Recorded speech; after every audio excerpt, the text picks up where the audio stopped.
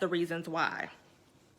So Proverbs 4:23 tells us to watch over your heart with all diligence, for from it flows the springs of life.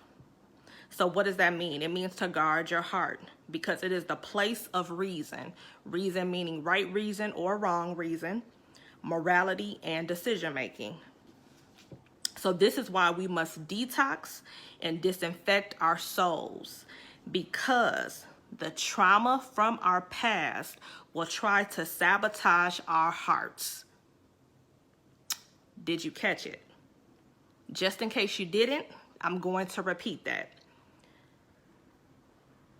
We must detox and disinfect our souls, because the trauma from the past tries to sabotage our hearts.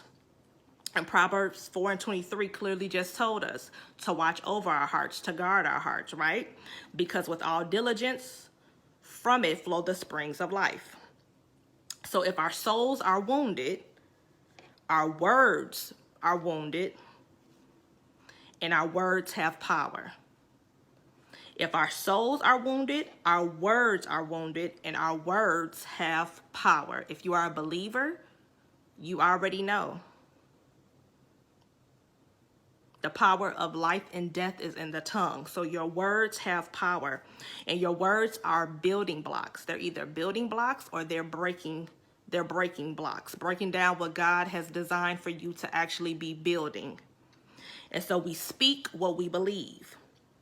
And so also in Proverbs, right after 4:23, it tells us to put away a deceitful mouth. Why? Because your mouth speaks whatever is in your heart.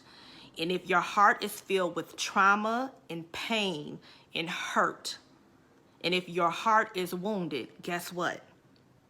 Guess what? If your heart is wounded, if your heart is filled with pain, if your heart is filled with all of that childhood baggage, all of that childhood stuff that you have been harboring and holding on to, that has been keeping you held hostage, guess what? Your words could potentially be destroying your legacy, destroying your life, because of the pain, the hurt, and the trauma that is in your heart. So that's why we have to get very serious about this thing. We have to get very serious about choosing to heal from that childhood stuff. We have to get very serious about looking back at that environment that we grew up in. And it's okay if it wasn't healthy. And since I'm here, I want to go back to that household dysfunction that I talked about in the beginning. I have come across many people say that everybody has a dysfunctional household. Everybody grew up in dysfunction. But is that God's divine order? Is that how God designed it to be? Do we serve a God that would have us grow up in a dysfunctional household? I think not. I think not. So we need to come out of agreement with that. Yes, it might have happened when I was a child, but guess what? I decree and declare that my children won't have to go through it. I decree and declare that my children won't see it. I decree and declare that my children will grow up in a healthy household.